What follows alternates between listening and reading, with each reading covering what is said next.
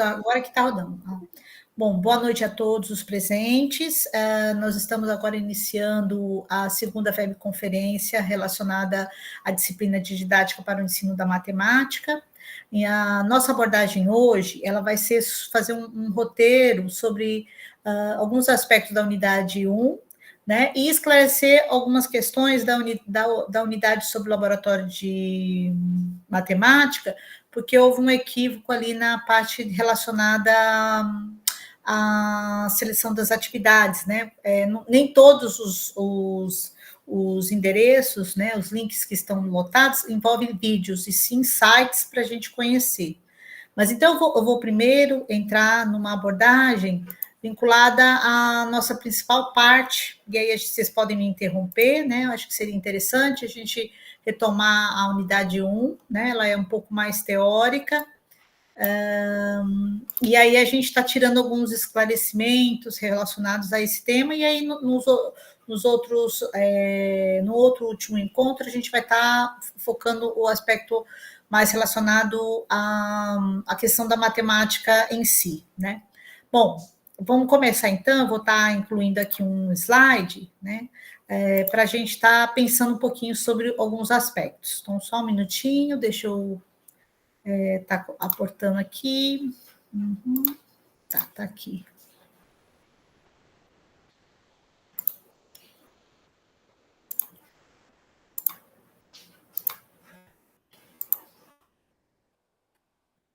Vocês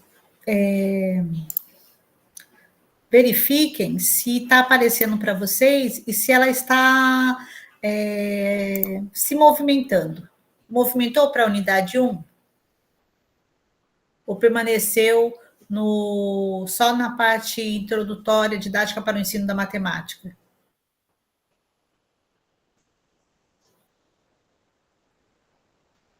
Está se movimentando? Está sim, professor. Estamos sim. Tá. Às vezes tem um delay, né? Bom, vamos pensar um pouquinho aqui sobre a unidade 1, os vídeos que foram colocados para vocês estarem abordando, né? Eu vou fazer uma retrospectiva e aí, se surgir algum questionamento, é só abrir o áudio e comentar, porque na forma como estou, eu não vejo quem levanta a mão, né? Eu só estou com uma tela, então eu não tenho como olhar como vocês estão, quando tem alguma dúvida, quando levanta a mãozinha. Então, só interromper, professora, tranquilo, aí a gente vai conversando. Bom, essa primeira parte, ela tem alguns tópicos relacionados à didática e às teorizações sobre o ensino, né? Então, nos vídeos que vocês vão estar estudando, eles vão fazer uma tríade relacionada à evolução histórica sobre o componente do que seria essa didática, no sentido de uma evolução do pensar como uma arte, em pensar como um método, ou pensar como uma ciência, né? Então, nesse sentido, historicamente, você vai ter momentos em que há uma evidência relacionada mais à arte, outra mais a didática voltada para um pensamento mais de que ela discute os métodos, e outra que ela tem características próprias e que ela vem se organizando a partir de um encaminhamento em que envolve um método de pesquisa, que envolve uma ciência que está por trás dessa temática da didática. Então, em linhas gerais, quando vocês vão estar fazendo uma leitura mais aprofundada, a arte é porque há uma percepção de que envolve uma aptidão para ensinar. Então, isso era muito forte no passado, né? Você tem aptidão, você tem talento para ser professor. O método é uma ênfase que vai vir mais para frente, em que você vai ter uma preocupação mais aguçada em buscar caminhos, os métodos, formas de ensinar, né, que sejam eficientes. E a ciência, no aspecto que é mais recente, em que você vai ter abordar os aspectos relacionados à aprendizagem e ao ensino. Então, você vai ter, bem mais amplo, né? Quando você vai olhar a didática, olhada como ciência, porque ela faz um recorte bem mais amplo do papel dela em termos de organizar essa prática docente, organizar essa seleção, organizar os conteúdos matemáticos, né, que aí, no caso nosso, a gente está discutindo para a educação básica. Bom, sobre as origens da didática, a gente tem comentando digamos assim, marcos importantes no Brasil, né, e mundialmente também. Então, um dos marcos, o que dá início a uma sistematização relacionada à didática, tem a ver com convênios. Então, há um fragmento lá que vai ser colocado, que é que a proa e a polpa da nossa didática sejam buscar e encontrar um método para que os docentes ensinem menos e os discentes aprendam mais, que nas escolas haja menos conversa, menos enfado e trabalhos inúteis, mais tempo livre, mais alegria, mais proveito, e que na República Cristã há menos trevas. Então, há uma, digamos assim, um processo dos trabalhos de Comênios, isso sintetiza, ao longo da sua trajetória, esse pensamento sobre a didática, sobre como deveria ser o comportamento relacionado à didática. Bom, no Brasil, né, a gente tem um marco importante que é a lei de uma lei que vai ser também aqui causa a data da nossa comemoração do Dia do Professor, que é 15 de outubro, né? Então, essa lei que tem um marco importante de 1827, porque ela inicia o recrutamento e a formação de professores.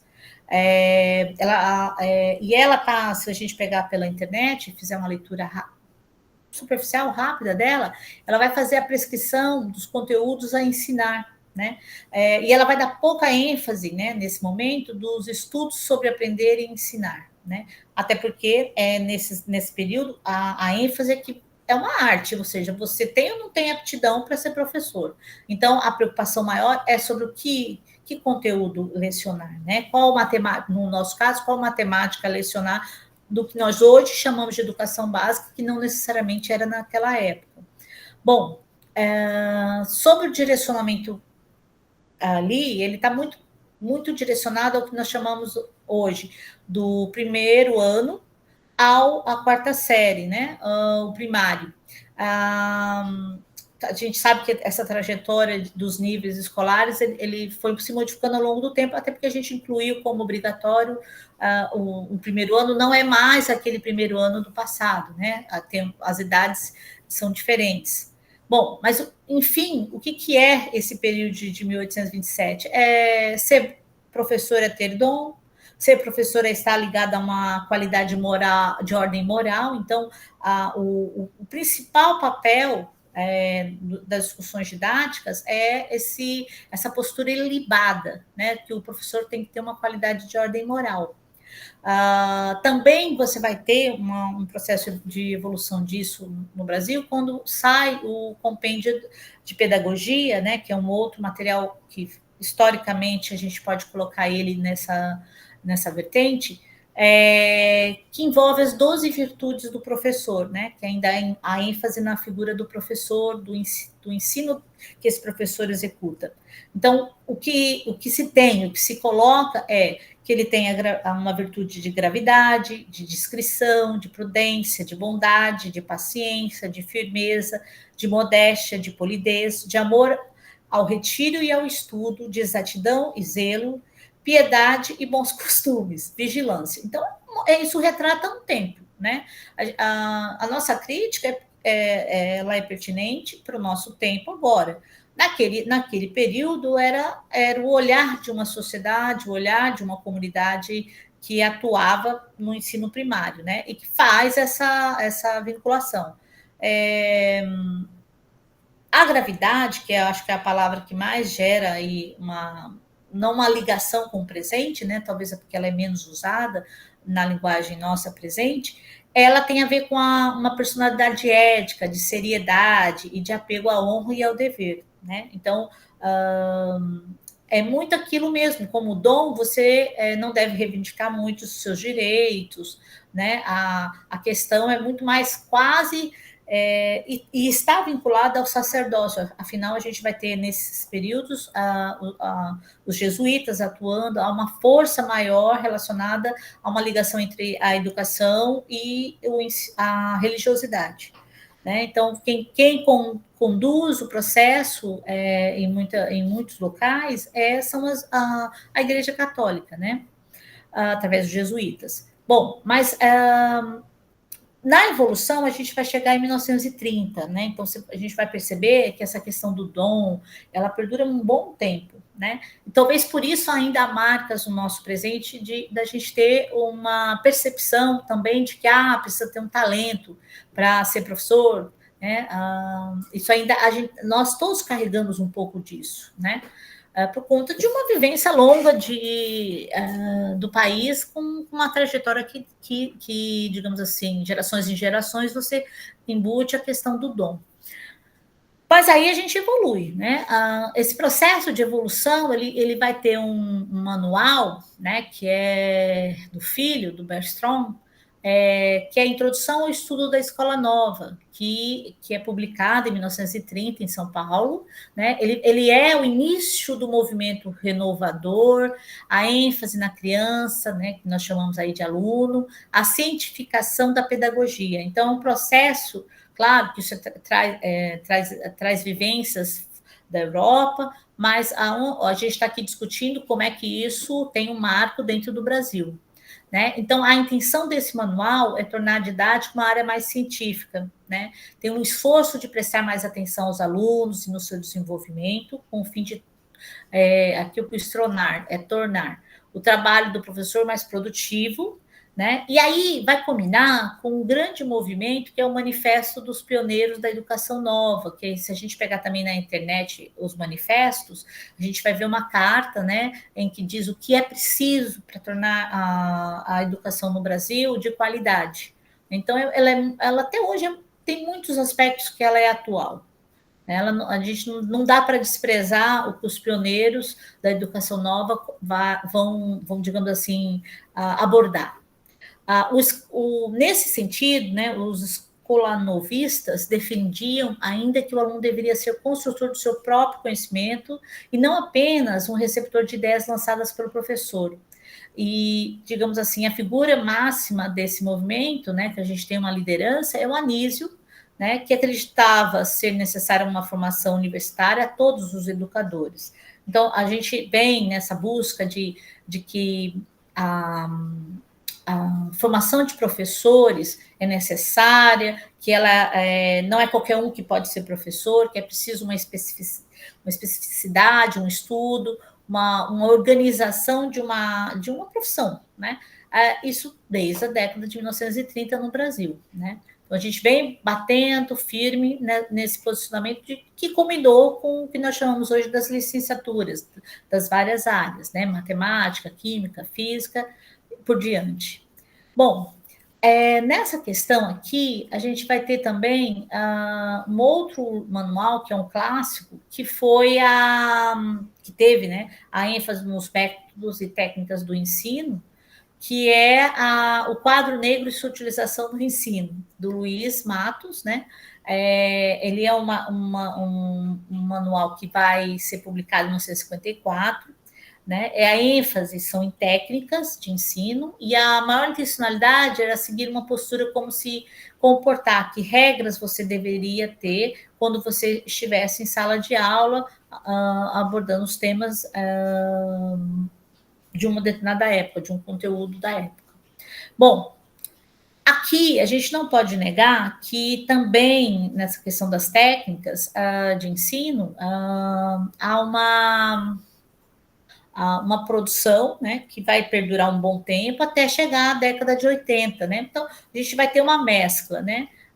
Quando a gente faz os marcos, a gente tem que entender que sempre existe conflitos entre todas esses manuais, porque eles envolvem tendências, né? E que eles vão coexistir, né? Então, você vai ter, mesmo no período de 1954, pessoas que ainda estão seguindo o Comênios, né? Você vai ter pessoas que vão estar seguindo os estudos relacionados à proposta dos estudos da Escola Nova.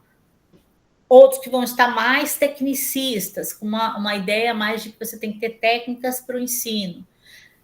E a gente vai chegar com as influências também vinculadas ao exterior, numa outra produção da didática, né? Que seja que a gente fala que vigora hoje porque ela está os elementos que ela da década de 80 ainda estão presentes na atualidade. Então, como é que funcionou, né? A partir da década de 80, houve uma ênfase no planejar, né? Uma preocupação maior com planejar, desde da organização de um planejamento de ensino, de um planejamento de aula, de um planejamento de uma unidade escolar, de um planejamento de uma secretaria de educação. Então, há uma produção de conhecimentos vinculados à ênfase no planejar, né, que envolve os objetivos, alguns objetivos relacionados a unidades, a órgãos, né, e outros à própria unidade escolar. Né? Em geral, o que você tinha? Essa preocupação tinha a ver com a seleção dos objetivos, dos conteúdos, havia muitas propostas de aulas prontas, e havia uma percepção de que você generalizava a figura do aluno, no sentido de que você tratava eles todos iguais, né? Essa igualdade não é o contexto que a gente fala da Constituição, né? Somos todos iguais perante a lei, é uma coisa. Aqui a gente pensa na questão da igualdade porque a gente tem diferenças, né? Então a gente tem que ser tratado igual na medida das diferenças, né? Se nós temos diferenças, eu não posso exigir para algumas pessoas o mesmo desempenho que eu vou exigir para outras pessoas, porque nós temos diferenças. Mas essa questão não era o enfoque, até porque o processo de inclusão aí praticamente inexiste. Principalmente na década de 90 e nos anos 2000, a gente vai ter uma ênfase na problematização do planejamento, uma percepção mais ligada pela interação na relação aluno-professor e área de conhecimento. Tá? Então, há uma maior preocupação com essa interação, com essa triangulação, né? Que conteúdo, determinada área, eu tenho que atuar para fazer a aprendizagem desse aluno para essa área de conhecimento. No nosso caso, é a matemática. Bom, então aí vem a primeira pergunta: como então podemos definir a didática, né? Que é os textos que os vídeos e os textos que vocês vão ler vão estar abordando alguns aspectos. Um deles a gente pode pensar a didática sempre como um conhecimento historicamente construído, né? Então ela vai passando por mudanças, por novos questionamentos ou novas releituras. Ela vai tendo uma construção de uma etimologicamente pela questão da língua, né, a origem da palavra, ela é pensada como arte de ensinar, né, e ela vai também no contexto do desenvolvimento de técnicas e métodos que a gente não vai ter como não abordar. Que técnicas e métodos são essas? E também na visão de pensar a didática como uma área de pesquisa, né? Como no nosso caso a gente chama de tendência, né? A didática específica, no caso a didática para o ensino da matemática, ela pode ao mesmo tempo pensar como um processo de atuação de recursos, de métodos relacionados a uma prática docente, mas também pensada como uma prática de pesquisa, como que elementos da didática eu posso estar pesquisando para avançar nos conceitos e nas percepções que nós temos enquanto a didática, que também evolui ao longo do tempo.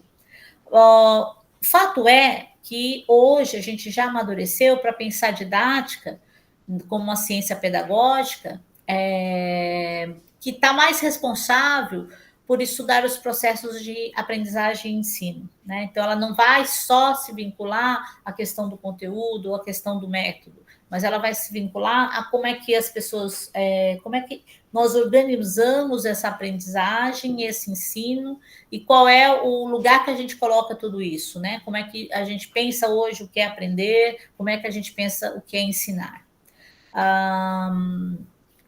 A didática faz parte da ciência pedagógica, ela tem a didática é o modo como o professor ensina, e determina conteúdos para os discentes, garantindo, através de estratégias, a construção do conhecimento. Então, se a gente for olhar e pesquisar em vários pontos, vai ter mudanças, mas o cerne é esse, né? O cerne é discutir o que é importante, o que é relevante, e a gente nunca vai, digamos assim, ter algo que vai ser estacionário, aí todo mundo pensa da mesma forma, todo mundo identifica a didática, seja ela específica ou geral, com um mesmo viés, né? Ela vai ter nuances, por quê? Porque o processo histórico, a própria sociedade se modifica, as novas necessidades ocorrem, interferências de artefatos, como, por exemplo, o computador, como a internet, vão modificando as nossas formas de agir e de pensar uma didática, né? Que promova uma aprendizagem. Nesse ponto, a didática ela vai se ligar aos saberes dos professores, né? Então, nas outras leituras que vocês vão estar abordando, a gente vai ter ali um enfoque, uma apresentação mais vinculada ao professor de química, de física, mas ele é perfeitamente adaptado ao professor de matemática, né? E na verdade, todas as áreas específicas das disciplinas que nós atuamos na educação básica. Né? O que tem em cerne atualmente é os trabalhos de Maurice Tardif, e aí a gente vai falar de que saberes, né? Que, como professor, a gente precisa ter consciência. A gente precisa ter consciência que existem alguns saberes, né? Que a gente categoriza, existem outros, mas a gente vai estar apontando aqui os de Tardif, que são os saberes das disciplinas, os saberes curriculares, os saberes das ciências da educação e da pedagogia e os saberes da experiência, né? Então, se a gente fizer um exercício, a gente consegue minimamente conceituar esses saberes, né? Acho que esse é um bom exercício para a gente pensar. Como é que eu, como um futuro professor ou já professor de uma área, penso os saberes das disciplinas? Como é que eu penso esses saberes curriculares? Como é que eu penso as ciências da educação e da pedagogia? E também como é que eu penso os saberes da experiência, né? Então, os saberes vão se modificando ao longo do tempo, isso a gente tem que entender, que eles vão incorporando as necessidades da época, né? Então, uma grande, digamos assim, para algumas áreas que são mais exatas, no sentido de que, olha, se faz 2 mais 2 é 4, há uma certa dificuldade de entender e de diferenciar esse papel entre o saber matemático, por exemplo, e o saber como professor de matemática, né? Então, a gente precisa está muito claro que se, por um lado, alguns saberes matemáticos se ampliam, né? Eles não se modificam. A gente tem números naturais, eles serão sempre categorizados como números naturais, mas eles podem ser ampliados quando eu coloco eles dentro de uma categoria maior de conjuntos numéricos, né? Que depois vão transformar em grupos, em isomorfismos, que a gente vai estar relacionando esses conjuntos com outras propriedades que não necessariamente vão ser abordadas dessa forma na educação básica, mas eu, enquanto estiver em formação na licenciatura, eu vou estar tendo contato com esses objetos da matemática relacionada ao conhecimento matemático, à produção científica desse conhecimento, né? Até para entender melhor que matemática é essa que eu ensino, eu preciso conhecer essa matemática de forma mais aprofundada. Bom, só para a gente esclarecer, então, de forma muito sucinta, que vocês já olharam ali, vão olhar ou olharam nos vídeos, eles vão estar falando um pouquinho do saber da disciplina de matemática, né? Que é um domínio do conhecimento matemático, como os números, a álgebra, a geometria, as grandezas e medidas de probabilidade e estatística, que eu devia ter posto uma vírgula, no sentido de que essas grandes categorias, que muitas vezes estão em alguns subtópicos interligadas, né? Por exemplo, eu interligo geometria com álgebra, quando eu faço geometria analítica, né? Eu trabalho a questão de grandezas e medidas também dentro da probabilidade, né? A gente faz categorias porque favorece a gente focar em alguns aspectos que são interessantes para a produção desse conhecimento matemático. E esse saber da disciplina, da área de conhecimento, é um saber que não dá para negar, ele é prioritário para qualquer área. Não quer dizer que, enquanto alguém que está se formando, a gente vai ter lacunas, né? A gente vai ter problemas em algumas áreas, a gente percebeu mais ou menos alguns conceitos, e ao longo da trajetória como professora, eu vou retomando esses assuntos, eu vou me organizando de outra forma para reorganizar, digamos assim, as bases conceituais, as técnicas, os procedimentos abordados nesses grandes tópicos, né? Então, isso é normal. A gente precisa ter consciência de que a gente não se forma numa licenciatura em matemática e quer dizer que tudo sobre números eu conheço, tudo sobre álgebra eu conheço. Não, a gente conhece alguns elementos que são considerados essenciais e que ao longo da trajetória como professor eu vou retomando, vou reestudando, vou me aprofundando, né?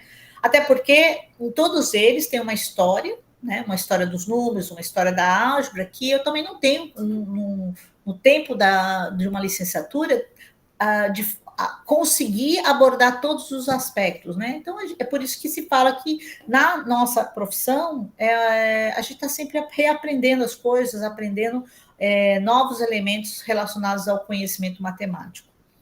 Bom, sobre o saber curricular, é a mesma situação, né?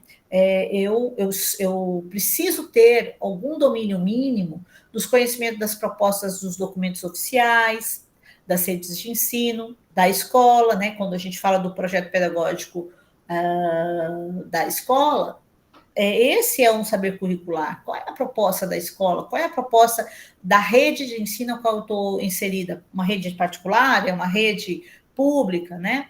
Hoje a gente tem até sistemas. E também a gente precisa conhecer as diretrizes curriculares. E agora, né, nos últimos anos, a gente tem a Base Nacional Comum Curricular, que ela é um processo que ainda, por mais que a gente fale, tenha falado bastante, ainda há muito que pensar sobre ela, amadurecer sobre a proposta que ela coloca, para fazer um gancho com digamos assim, com uma ação efetivamente. Essa ação aonde? Naquilo que nós chamamos de saber da ciência, da educação e da pedagogia.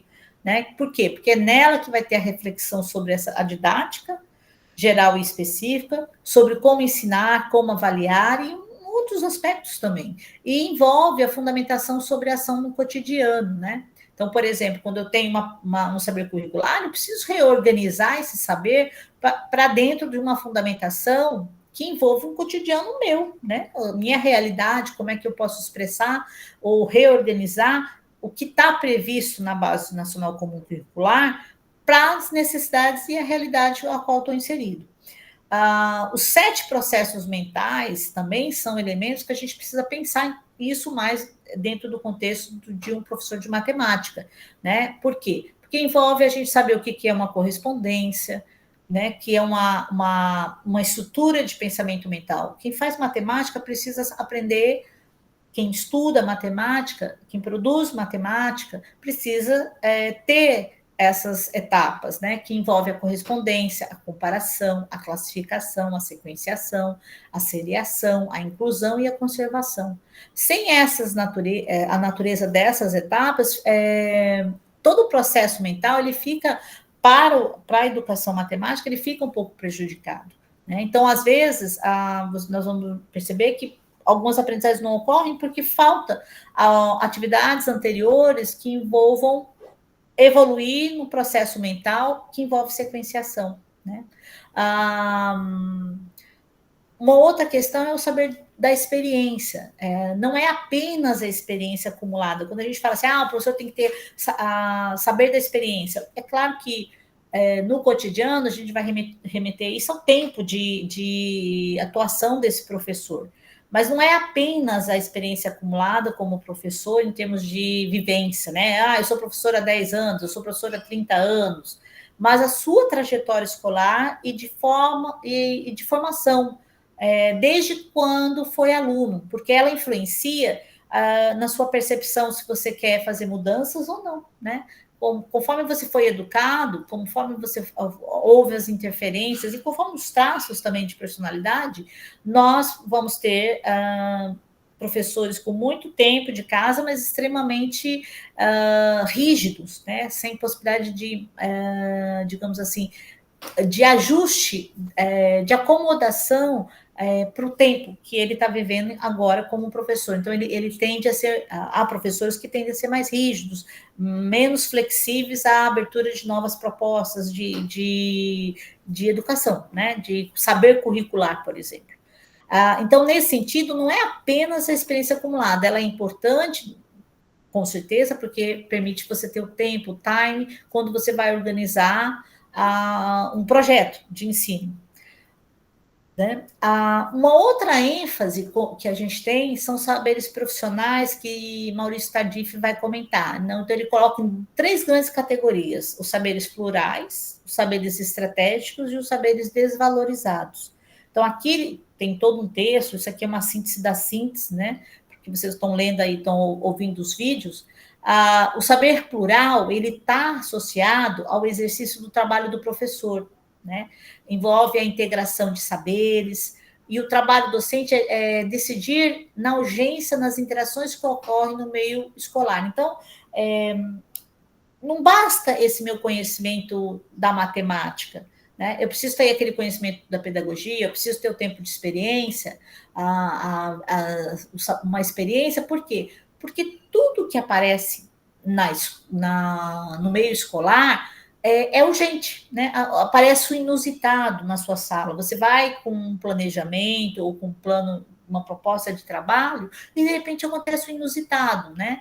Inusitado em relação aos alunos, inusitado de um fato que ocorre na escola. Então, nosso trabalho vive sempre com a questão da urgência. O que fazer? Naquele momento em que há um conflito, naquele momento que há um processo que sai do comum, né? Das interações que a gente tem no meio escolar. Então, esse saber plural é que pode permitir favorecer esse professor para rapidamente dar uma resposta ao exercício desse trabalho docente. O saber estratégico já envolve a mobilização de métodos para usar matemática. A gente estuda os métodos, pode até pegar o manual de como funciona a aula expositiva, como eu devo dividir o quadro, como eu devo organizar a minha letra, pode ser como eu devo usar os slides, mas mesmo mobilizando os métodos, por mais que esteja lá escrito, nunca é exatamente como eu vou colocar na prática, né? A maneira como a gente utiliza esse saber estratégico tem a ver com a forma como eu vou fazendo essa aquisição, as leituras que eu tenho, as vivências que eu tenho sobre certas propostas, como isso aconteceu também na minha vida escolar, e nós vamos criando o nosso jeito de mobilizar esses métodos. Já o saber desvalorizado, ele vai estar remetendo à questão de reconhecer, né? A sociedade, em geral, pode achar que não é qualquer um pode ser professor desde que tenha dom, né? Que isso envolve o senso comum. Mas é preciso fazer um esforço de mobilização de uma identidade profissional, né? Das pessoas entenderem que atuar como professor envolve um conjunto de habilidades e competências. Hoje a gente usa muito o recorte da própria BNCC, do saber ser professor, né? Que isso também é aprendido, né? Não basta só um dom, é preciso ter outros elementos de outros saberes que a gente citou anteriormente, para poder atuar de forma a gerar resultados de aprendizagem. E, nesse sentido, também, reconhecer que existem certos saberes favorece a gente fortalecer a licenciatura, né? No sentido de que a sociedade entenda que é preciso uma licença para ensinar, e ela se dá através de um curso superior, que é a licenciatura. Então, assim como ninguém vai virar enfermeiro só porque aprendeu a aplicar uma injeção, ninguém vai virar professor só porque, para algum ofício, ele dá conta de executar uma técnica. Né? Existem mais elementos envolvidos nesse conhecimento, nessa ação, né, do professor.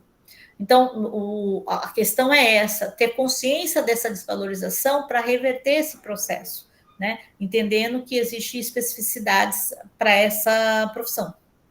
Né? Então, Tardif também vai falar do novo profissionalismo, né? A necessidade de reconhecimento dos professores como produtores de saberes originados em sua prática e sobre o qual podem reivindicar um controle socialmente legítimo, né? Então, em síntese, é isso que, de tudo que eu já falei, Tardif vai estar colocando de forma muito clara esse novo papel da gente se olhar para a nossa identidade de professor, olhar para o caráter tanto pessoal, né, porque cada professor tem seu jeito de se portar, de ser como indivíduo, mas que também tem um processo de interação com o coletivo, em que ele também vai se tornando professor nessa vivência, nesse percurso que ele vai fazendo, né?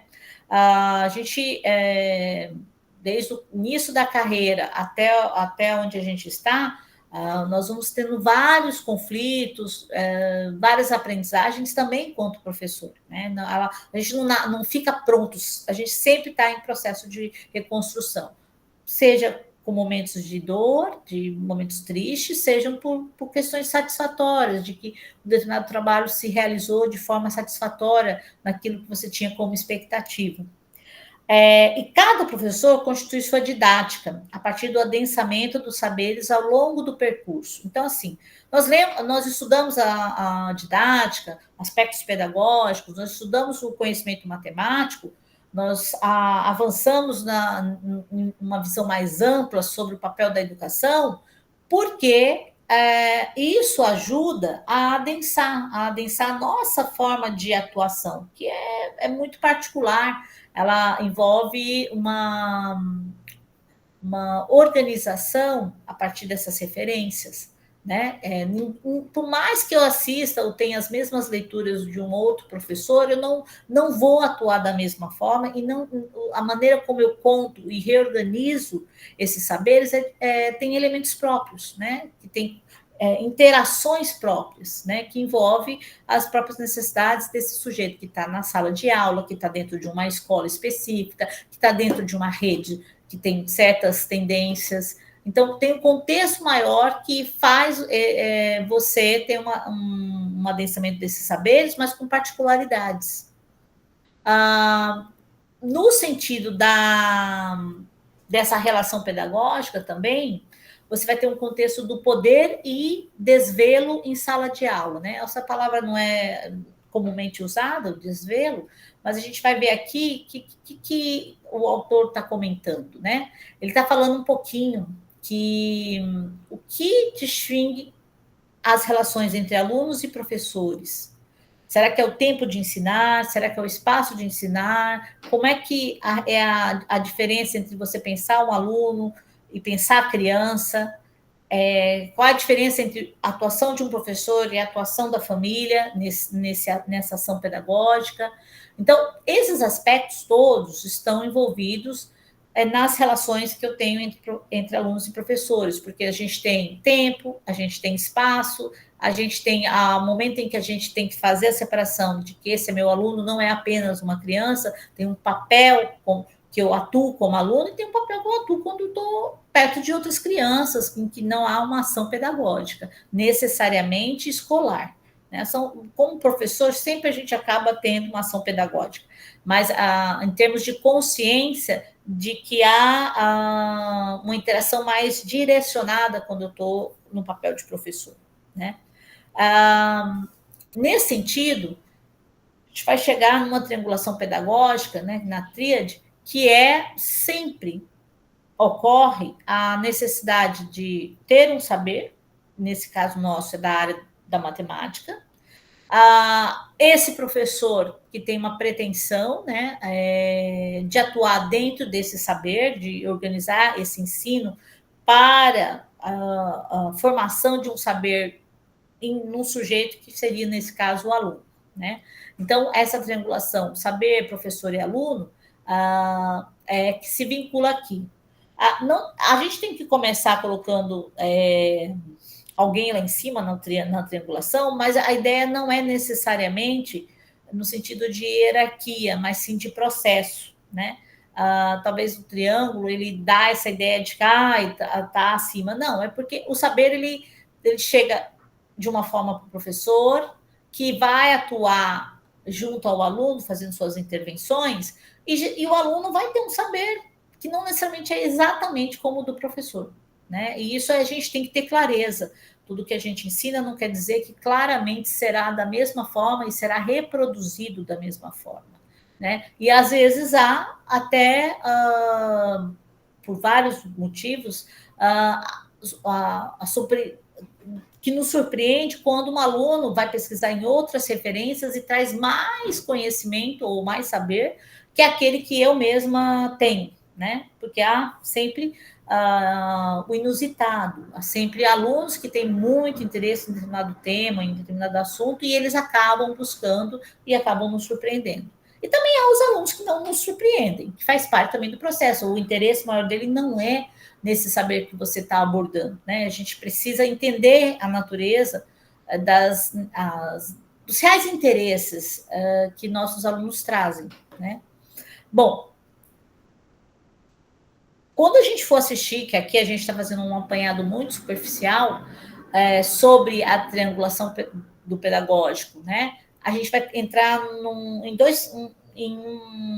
digamos assim, em dois conceitos muito claros sobre o papel do professor, né? Quando ele exerce o papel de autoridade, quando ele exerce um papel de autoritário, né?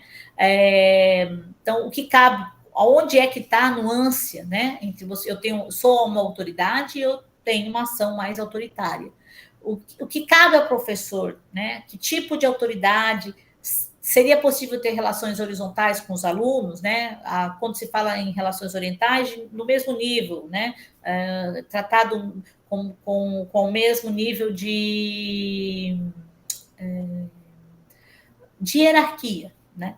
Bom, a gente espera que no ensino superior isso ocorra, né? E a gente espera que ao longo de um processo a gente consiga levar a um processo de autonomia mais responsável para que o aluno atinja isso, né? Então a autoridade ela se coloca como aquilo que nem sempre quer dizer que eu tenho que toda hora discutir, bater boca com o aluno. Não é isso, né? A gente precisa entender que a autoridade é que o aluno precisa seguir e entender por que ele está seguindo determinadas regras e não outras, né? Ela não quer dizer que você deixa tudo solto ou porque você colocou uma questão, você é autoritário, né?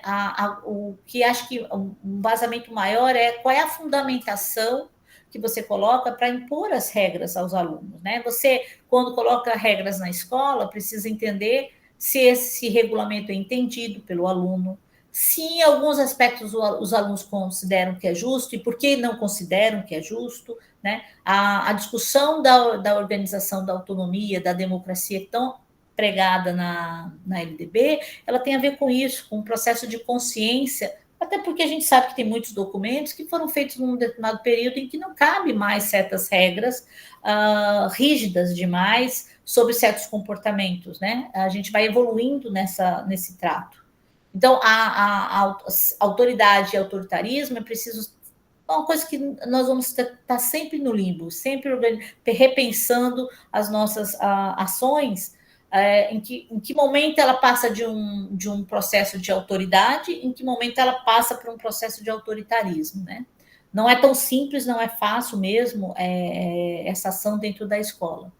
Mas, enfim, a gente precisa entender que o professor tem um tipo de poder, né, que pode, perante o aluno, incluir esse aluno, valorizar ou desvalorizar esse aluno, iniciar ou expor o aluno ao conhecimento, ou seja, conseguir fazer com que ele, ao ser iniciado nesse conhecimento, isso seja uma inclusão positiva, esse aluno tenha possibilidades de tirar dúvidas, né? Ter liberdade para esclarecer suas dúvidas, faltou acento ali, ou não, né? Então, conforme a nossa postura, ela inibe a possibilidade do aluno simplesmente nos questionar, pedir esclarecimentos. Situações verbais e não verbais, a questão da intervenção ou não em situações cotidianas entre os alunos. Então, por exemplo, eu não se tem um conflito entre os alunos, eu não posso ser apático e não fazer uma intervenção, né? Eu fingir que eu não vi, não posso tomar nenhuma decisão, né?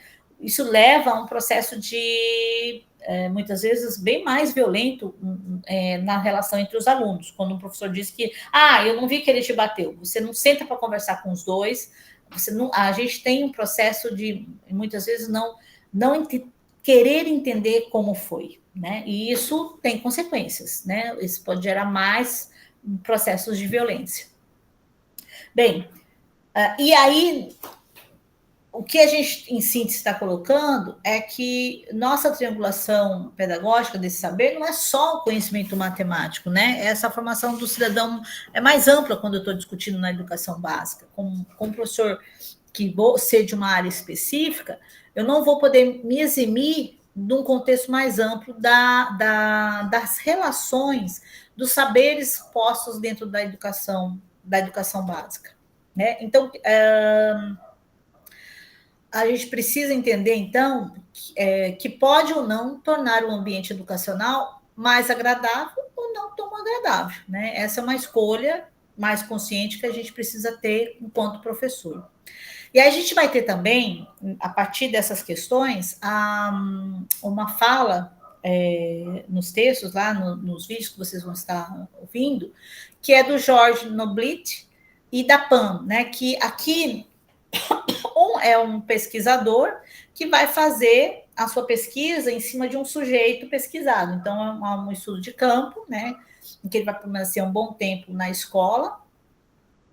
Na verdade, ele faz uma pesquisa etnográfica, que é justamente acompanhado por um grande tempo, para desvendar as relações, né? E aí, quem quiser estar vendo um pouquinho mais disso, porque ele vai estar abordando muito em cima desse estudo de caso, que tem a ver com uma pesquisa etnográfica, os pressupostos democráticos, como que o olhar que ele percebe das relações pedagógicas que ocorrem ali, porque essa professora é considerada uma excelente professora, né? E ele vai indicar, na sua teoria, um confronto com a questão da leitura da teoria de John Dewey. Ele acreditava que o pensamento crítico não pode ser ensinado de forma isolada, mas deve ser integrado ao currículo e às práticas de ensino. E ele enfatiza a importância de ensinar os alunos a fazer perguntas significativas, avaliar evidências e a considerar diferentes perspectivas. Então, o Noblit não vai negar o que John construiu, mas vai dizer que é um pouquinho mais complexo essa relação do professor com o aluno, né? Do que é ser um bom professor, né? Como é que se dá essa relação que constrói uma base que favorece a aprendizagem dos alunos. Então, quando for abordado lá, vocês poderiam estar fazendo essa leitura também. Bom, na questão do ensino como um projeto, que é um dos vídeos que a gente vai estar abordando lá, eu achei que a temática ficou um pouco mais superficial, eu vou elencar algumas coisas, vou chamar a atenção aqui. Bom, em síntese, eles vão estar colocando a arquitetura de ensinar e aprender, entre o planejar, o fazer e o avaliar, né? E aí ele vai estar contextualizando a questão do ensino como um projeto, né? Então, projeto aqui não é um projeto somente escrito, né?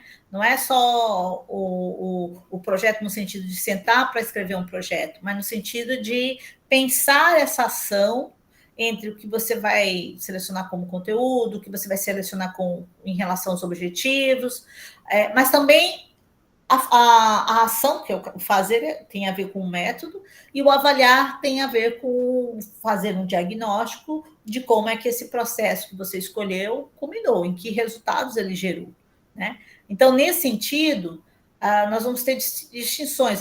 O texto vai estar colocando, né, o vídeo vai estar colocando que projeto. Por que falar em projeto e não em planejamento? Então, a gente precisa pensar o seguinte: quando vai ser abordado, o planejamento tem a ver com planos em geral mais fechados e padronizados, né? E o projeto não. Então, por exemplo, a gente tem o planejamento escolar, que é um processo que envolve. Vai ter vários nomes conforme a rede de ensino, mas na cerne teórica é planejamento. né? Quando a gente fala planejamento, aí vai ter lá planejamento estratégico, eles dão vários nomes, mas é um planejamento escolar. Então, é um processo que envolve a elaboração de um conjunto de ações para que a escola possa alcançar seus objetivos. Ele é um instrumento que permite organizar a organização e a gestão de recursos disponíveis, envolvendo tempo, espaço, pessoal e materiais. Então, hoje, né, cada rede de ensino ele vai ter nomes específicos. Alguns colocam para a unidade escolar o projeto pedagógico de curso, outros o plano estratégico, né? E, em geral, em alguns lugares, isso tem a ver com um ano.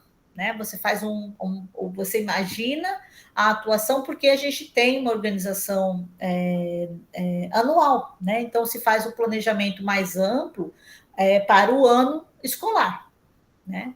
Agora, se tiver há escolas, mas são muito poucas, que têm modelos diferenciados para esse planejamento escolar, né? De revisão, né? Em geral, na nossa prática, esse documento ele fica organizado, ele às vezes é mais democrático, porque envolve uma discussão com a comunidade, e às vezes ele é de cima para baixo, ou seja, se alguém escreveu e a gente sabe que tem que seguir certas regras. Bom, a gente está discutindo que, se fosse feito como se discute, como se apregoa, teoricamente, ele seria um planejamento mais participativo. O projeto ele tem a questão de lançar à frente uma base futura, né? Então, o projeto escolar é um conjunto de atividades pedagógicas com prazos e objetivos e métodos definidos. Ele possui uma duração limitada, geralmente um bimestre, um semestre, um ano letivo, e envolve grandes esforços de toda a comunidade escolar. Então, a gente vai perceber que na literatura há muitas palavras que expressam coisas ou semelhantes, a mesma coisa, ou expressam alguns detalhes que se diferenciam. Vai depender da forma como a gente tem a compreensão desses nomes, né? A gente chama esses nomes de... tem um conceito semântico pluri, né? Ele tem variações. Bom, em geral, os projetos envolvem diferentes níveis, personagens e propósitos, né? Podem também, assim como o planejamento, atuar dentro do sistema de ensino, de escolas e sala de aula. Então, por exemplo, projeto do Detran, que vem dentro para a escola, uma parceria para a educação no trânsito, né? É um projeto. Ele tem um tempo limitado, ele tem uma atuação específica para um determinado nível escolar, né? Em geral, não tem a ver só com aquele planejamento que a escola pôs, mas também tem a ver com inserção de outros elementos que depende de uma necessidade emergencial que a rede de ensino percebeu. E o projeto da sala de aula, né? Então, quando a gente fala desse projeto que está sendo colocado lá, é mais voltado para essa questão do que seria o projeto da sala de aula, que a gente hoje chama de plano de aula. Tem lugar que vai chamar de plano de aula, tem lugar que vai chamar de projeto, né? Por quê? Porque a questão, quando se fala disso, é perceber que quando eu faço o projeto, é um planejamento, sim, mas como ele está muito envolvido na interação direta com os sujeitos, ele vai acabar sofrendo modificações. A gente faz um projeto como um norteador das nossas ações, mas ele não está engessado como, do jeito que está aqui vai ter que ser. Né? Ele vai ter que ser remodelado, refinado, organizado conforme o tipo de aluno, as necessidades de cada série, né? Mesmo entre a mesma série, eu vou ter que pensar na questão de que tem turmas que são muito diferentes, né? Que tem traços de ação, de movimentação de aula totalmente assim. Uma não tem nada a ver com a outra turma. E aí eu preciso de outras estratégias para mobilizar o interesse, para mobilizar a aprendizagem. Né? Então, quando a gente pensa nesse projeto, a gente está sempre pensando no projeto na sala de aula, na possibilidade de como um norteador, mas ele não quer dizer que ele é estático, que sempre vai ser daquele jeito que eu planejei, né? Que ele vai ter eu vou ter que sempre reestruturar essa proposta, né?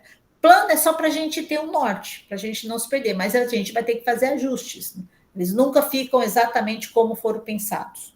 Mas é uma forma de estruturar uma linha de ação, né?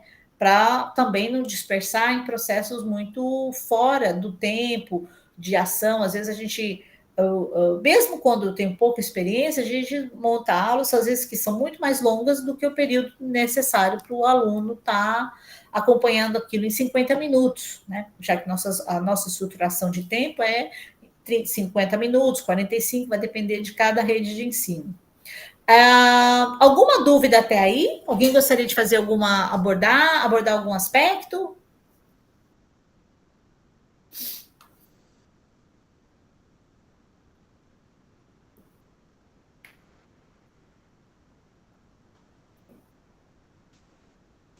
Bom, então vamos dar seguimento aqui à questão do ensino em nome das aprendizagens, né? Então, quando a gente pensa também o contexto atual, a gente tem uma preocupação maior com a aprendizagem dos alunos, né? Em outras épocas, a ênfase era sobre o ensino. Agora a ênfase é maior sobre a questão, não que não se pensa na questão do ensino, ela também é relevante, mas entender como se aprende, como é o processo, como a gente aprendeu, como é o processo de aprendizagem ao longo da educação básica, nas diferentes disciplinas, como foi seu processo de aprendizagem nos conteúdos de ciências, no caso, o vídeo que a gente colocou, mas também da matemática, favorece a entender que há diferenças entre a nossa forma de agir, de aprender, e que outras pessoas têm outras formas de agir e de aprender, né? Então, pensar nisso favorece a gente a ter uma compreensão melhor de como se dá os processos de aprendizagem, né? Então, algumas pessoas elas são mais auditivas, outras pessoas elas precisam, além de ouvir, elas precisam estar com uma caneta na mão para fazer um rabisco, fazer uma anotação. Outras pessoas são muito mais visuais, elas precisam de um movimento, de uma imagem que favorece essa aprendizagem. Então, nós temos diferentes processos, né? Na verdade, seriam, aspectos sensoriais, né? Alguns ouvem melhor, aprendem melhor ouvindo, outros aprendem melhor fazendo, outros aprendem melhor ouvindo e fazendo ao mesmo tempo, né? E outros aprendem numa interação, né? Então, entender que há formas diferentes do sujeito, né, para a aprendizagem, favorece a gente tentar propiciar pelo menos alguns momentos em que eu dou mais ênfase ao visual, outros eu dou mais ênfase ao auditivo, porque eu também tenho que estimular esses sentidos quando é possível, né? Quando eu não tenho alguém que tem uma deficiência auditiva, não é possível estimular essa questão. Ou quando alguém tem uma deficiência visual, o aspecto auditivo é mais forte do que não tem como exercer o aspecto visual. Mas, enfim, a grande maioria das crianças tem os vários sentidos que podem ser usados. Então, a gente precisa dar também estímulo a esses vários sentidos. A gente precisa entender que a pauta da aprendizagem ela foi bem mais forte, né? É colocado o conceito da aprendizagem, do aprender, a partir da LDB, né, no Brasil. É ela que vai, em vários artigos, indicar a questão da aprendizagem ao invés da questão do ensino, né? E aí, nesse sentido, a ideia é que você mobilize processos de aprendizagem, envolvendo aspectos cognitivos, afetivos, relacionais, né? Que permitam uma aprendizagens significativas, né? Em diversos contextos, variando os contextos. Uma outra questão que a gente precisa entender que é a partir da LDB que nós vamos ter um papel forte no sentido de que a aprendizagem é um direito do aluno, né? E que o professor deve zelar pelas aprendizagens. Nesse sentido aqui, o que quer dizer com essa questão de zelar pelas aprendizagens, né? É porque antes, e até hoje também, mas e a gente tem digamos assim, esse conflito ainda, né? nas unidades escolares, entre você ter uma lógica de excelência, então você pensa muito mais de que o aluno, você discute conteúdos, né, que você considera relevantes para a formação desse estudante, no sentido de gerar excelências. Ele tem que ter nota alta, tem que ter você mobiliza e valoriza uma lógica de excelência, de dar alunos que resultem em bons resultados de aprendizagem em tudo, né? E existe uma lógica da aprendizagem, ou seja, mesmo esse aluno não chegando nos mesmos resultados que você considera como excelentes, ele aprendeu. Né? Então, o ênfase na lógica da aprendizagem é porque nós vamos ter muita gradação entre sujeitos que vão aprender com uma velocidade maior e que vão ser excelentes num processo, e outros que o processo ele aprende, mas não é a excelência que você esperava. O tempo dele é outro, né? E aí há o conflito, né, que nós temos até hoje, e isso não se resolve tão rapidamente, existem divergências teóricas, no sentido de entender qual é o real papel da escola, se é só produzir uma lógica de excelências, ou se é dar o direito a um processo de inclusão dos sujeitos, no sentido de avaliar, olha, ele estava aqui e ele avançou muito, né, em relação ao o estágio em que ele estava. O outro já sabia muito, o avanço dele não foi tanto, mas, claro, ele está no nível muito mais alto de conhecimento. Então, a lógica de aprendizagem, ela tá mais centrada no sentido da evolução que esse sujeito tem, desse aluno, né? Se ele avança nesse processo dele em relação ao momento em que ele estava, do diagnóstico que a gente faz desse aluno. Isso não é tão simples, realmente, de equacionar, porque a gente tem uma expectativa mínima de aprendizagens, né, que a gente espera para cada nível escolar. Mas alguns alunos não vão conseguir fazer esse processo em todas as áreas do conhecimento, né?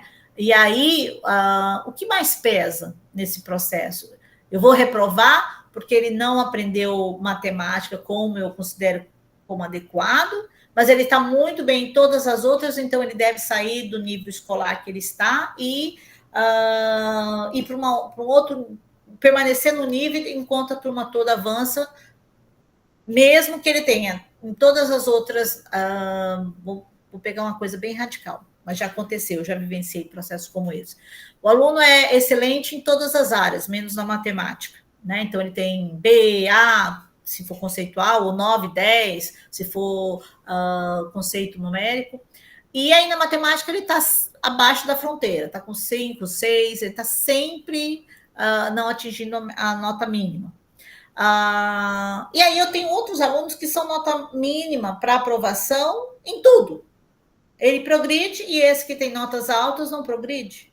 Só porque em uma área do conhecimento realmente ele tem maiores problemas na lógica da aprendizagem, né? Mesmo que ele tenha evoluído.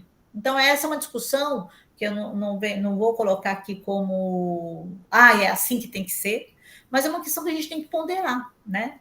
A gente, às vezes, tem um aluno que escreve textos belíssimos, tem uma habilidade excepcional, e aí, em nome de uma única área de conhecimento em que ele tem uma fragilidade enorme, eu faço a reprovação desse aluno, né?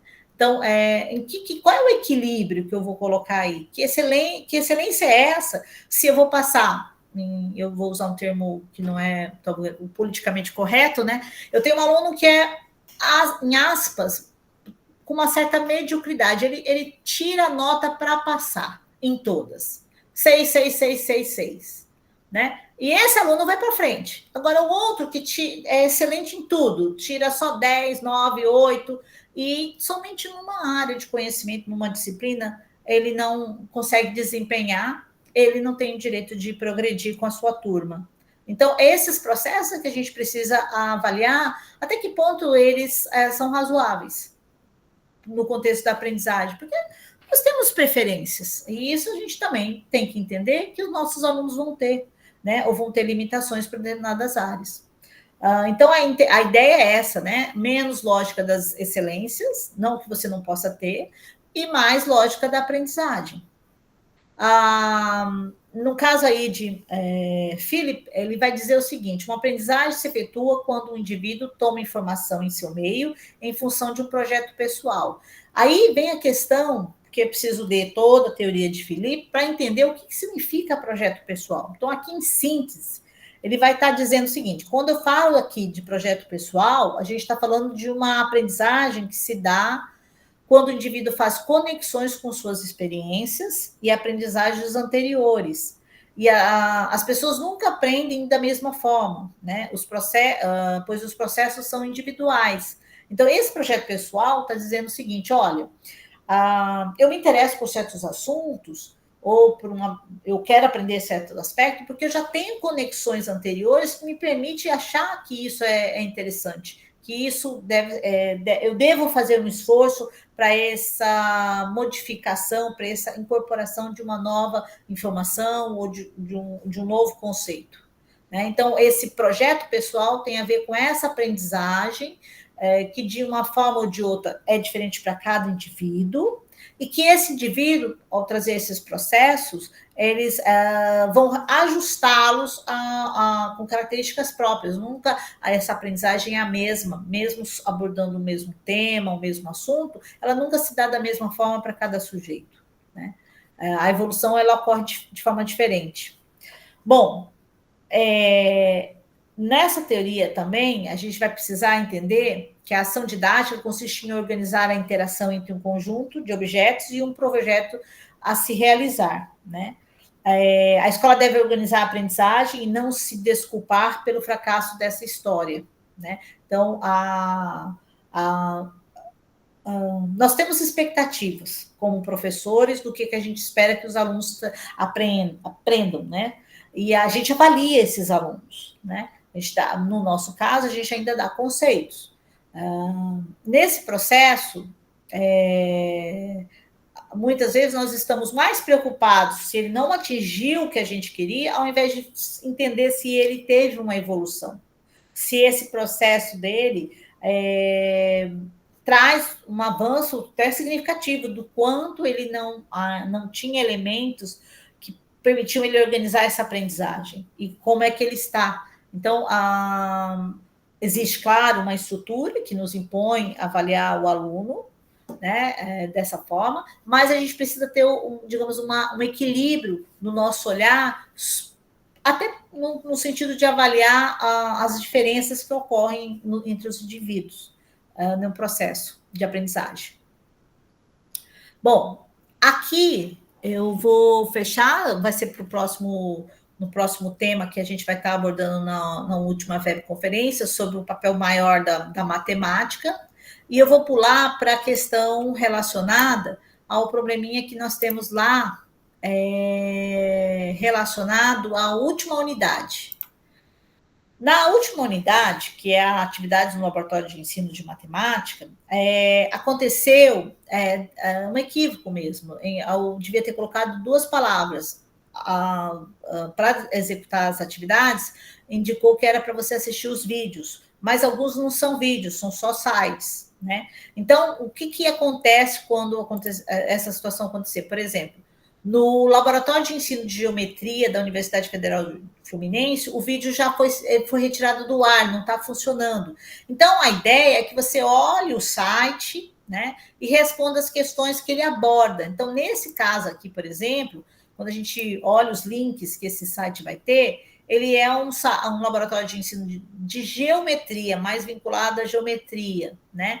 E ele vai ter slides apresentando como é que foi a evolução desse laboratório ao longo de 1988 até 2013, né? Que são as memórias desse laboratório, né? Os primórdios até hoje, né? Só que até hoje já não é mais até hoje. Ele praticamente está estagnado em 2013. Então, a ideia é que você olhe o que ele abordava, né? Ele é um site que aborda materiais e métodos para incrementar as habilidades de geometria, com ênfase na habilidade da visualização e na educação inclusiva do aluno com deficiência visual. Então, há um objetivo para esse laboratório que era, isso já em 1988, em que você queria mais a questão tátil, né? De criar materiais que envolvesse a possibilidade de tatear a geometria para favorecer essa aprendizagem do aluno com deficiência visual. Não que também não favorecesse o aluno que tem plena visão. Né? Então, é isso que você deve olhar, como é que funcionou esse laboratório de ensino de geometria a partir dos slides, o que você capta ali dentro dessa funcionalidade. A questão do laboratório de ensino da matemática da USP é a mesma questão, só que ele, nesse caso, só modulando aqui, ele tem aqui nas laterais vários links que vão dar acesso a vários objetos construídos. Só que a ideia desse laboratório de ensino da matemática da USP é uma interação mais via questões computacionais, né? O objetivo dele, se a gente olhar aqui, o objetivo do LEM é desenvolver e difundir metodologias de matemática utilizando o computador. Então, por isso que ele vai ter aqui vários itens do sistema didático falando sobre programas que trabalham com a questão do computador, desde frações, a geometria, né? E ele vai ter aqui material didático que são apostilas. Então, era abrir esse material para a gente dar olhar como é que ele abordava ou aborda aspectos vinculados ao ensino fundamental e médio. Né? Então, uma descrição breve. Olha, ele está abordando nessas apostilas determinados assuntos. Tanto é que, ao você abrir, por exemplo, a parte que envolve a história, ele vai ter desafios, problemas, cursos, né? Vários aspectos aqui que você só vai elencar, né? Que contextos ele está explorando, quais são os contextos atividades que ele mais explora. E aqui, quando a gente vai também abordar, ele vai nessas apostilas, cada uma dessas aqui são apostilas abordadas relacionadas a determinados temas, como sobre o ensino da matemática com o computador, exemplos de aplicação de sistemas lineares, né? A questão do fractal, o tetracírculo. Então, aspectos que a gente abre lá para ver como funciona. E, no caso aqui da terceira, que é uma palestra, essa é uma palestra com o Lorenzato. Esse professor tem um livro publicado vinculado ao laboratório de ensino da matemática, né, em que ele vai falar um pouquinho dos níveis, do que é a proposta para o laboratório, né? Acho que é uma boa fala, uma boa palestra, esclarece muita coisa. E ele vai apresentar o livro, quem tiver interesse em olhar melhor como construir um laboratório, o livro dele é uma referência interessante. E a gente vai ter o laboratório de matemática do departamento da Unesp, que ele é bem mais detalhado, e nesse caso aqui é mais atual, ele está em funcionamento, em que a gente vai estar olhando aqui jogos para o ensino da matemática, oficinas de matemática. Então, a visão desse laboratório de matemática envolve várias ações, né? Que não somente o aspecto físico com recursos didáticos lá presentes, mas ações que envolvem organização desse espaço do laboratório, né? E aí, então, é nesse sentido que a proposta, por exemplo, lá, quando você abre um dos links, vai ter um vídeo só sobre como resolver o cubo mágico por um determinado método. Então, é conhecer mesmo, conhecer quais são as propostas, por quê? Como professor, eu vou selecionar aquilo que é mais importante, mais vantajoso para a minha atuação na escola que eu estou. Né? Então, não dá para fazer tudo o que eles vão discutir, mas dá para entender onde estão esses recursos e quais são importantes para a minha escola. Qual seria interessante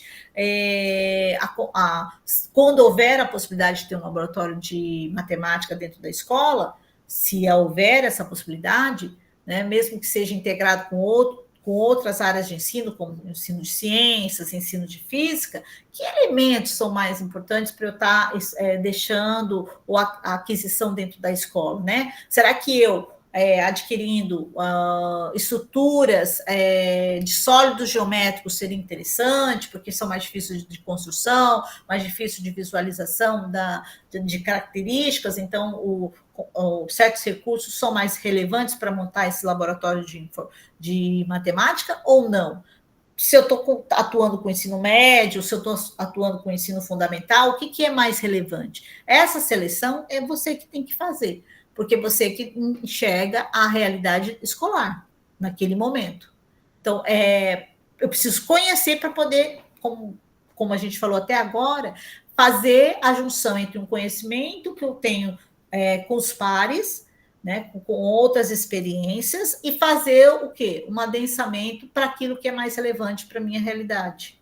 Então, é nesse sentido que a gente pensou aqui, olhar o laboratório de informática, de matemática, no contexto tanto de um laboratório que é computacional, quanto um laboratório que é físico mesmo, que vai se organizar de outra forma. Bom, por hoje, eu fecho a minha apresentação e eu deixo aberta aqui para a gente tirar algumas dúvidas, se vocês quiserem, né? Se tiverem alguma questão que querem comentar.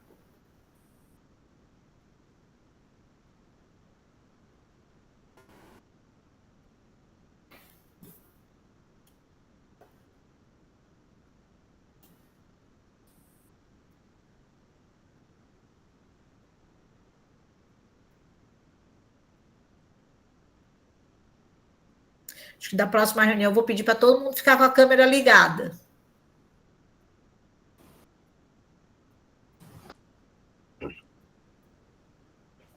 Acho que a gente precisa mudar as regras da webconferência. Vilásio, podemos fechar? Podemos, professora. Da próxima vez tem que mandar uma pergunta para cada um. Tem, acho que a gente precisa mudar a postura, mas aí não cabe a mim, né? Precisa da coordenação colocar, que é obrigado a deixar a câmera ligada, né? Isso é uma postura da coordenação, para a gente poder ter realmente a interação do aluno. Verdade. Então, um bom final de noite para vocês. Boa noite, pessoal. Boa noite, professora. Até mais. Boa noite. Valeu, professora. Boa noite. Boa noite. Boa noite, professora. Boa noite.